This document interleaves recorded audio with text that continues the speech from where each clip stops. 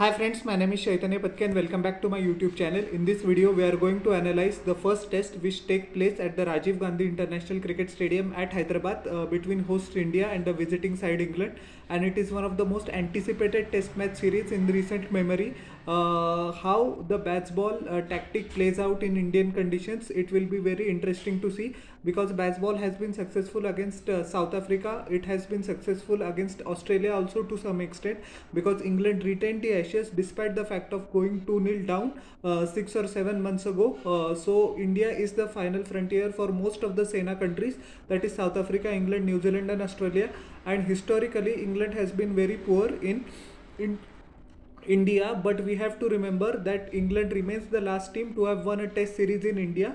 They defeated India in a 4-match test series in 2012 under the leadership of Alistair Cook. So it will be interesting to see, as I said, how the baseball tactic plans out because England are not going to take a step back. But on the spinning tracks of India, is that option viable? It is yet to be seen. The nature of the pitch, as said by Mr. Rahul Dravid, the head coach of the Indian cricket team, is actually under wraps. Uh, Many a times we have seen in the last test cycle, which was between 2021 and 2023 of the ICC World Test Championship, whenever the test matches took place in India, the tracks started spinning from day one itself. It will be interesting to see if such thing happens in Hyderabad, or we see a lot more turn from the end of the second day or start of the third day onwards. But India are the firm favorites, and Mr. Rahul Dravid has said that they won't be playing ultra attacking cricket like England in this test series, but he also mentioned in the same breath that his boys are not going to hold back. They will attack whenever possible, and he also complimented baseball tactic that they have found success against Australia, against South Africa, but it is an interesting challenge for the Indian team as well, and the challenge which they are up to. Mr. Rahul Dravid also said that there will be lots of ups and downs during the course of the series, as it is a 5-match test series, but India remain firm favorite. England actually has declared their playing 11 for the first test. Zach Crawley and Ben Duckett will open. Oli Pope, who has impressed one and all in the last test series against India in 2021, will come in at number 3 after a long injury layoff. Joe Root, the talismanic batsman, will come in at number 4, the former skipper. Johnny Bairstow is playing as a specialist batsman at number 5. Ben Stokes is going to captain the English side, but it has been specified by the English team management that he will specifically play as a batsman. He will not play as a bowler, as we know that he had some recurring injury issues, and he had knee surgery as well. So England team management isn't taking any chance on their skipper. He will play as a specialist batsman. Ben Fox is going to be the wicket keeper, who kept very well. Many Indian fans don't know that Joss Butler is currently not in the plans of head coach Brendan McCullum of the English test side, so he misses out. Of course, he wasn't named in the squad as well. Rehan Ahmed, the leg spinner who impressed one and all against Pakistan, finds the place.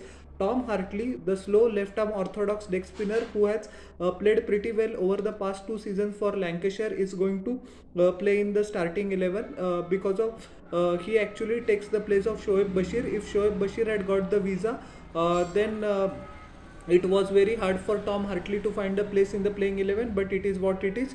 Mark Wood is the solitary fast bowling option. England have rested James Anderson from the first test. It will be interesting to see what happens in the second one. And Jack Leach, the slow left arm spinner, who also impressed Indian viewers as well as cricket fans around the world in 2021, and he has been bowling pretty well in English conditions as well. Whenever he is fit, he is the sole England spinner when England plays in England. So Jack Leach is an automatic selection.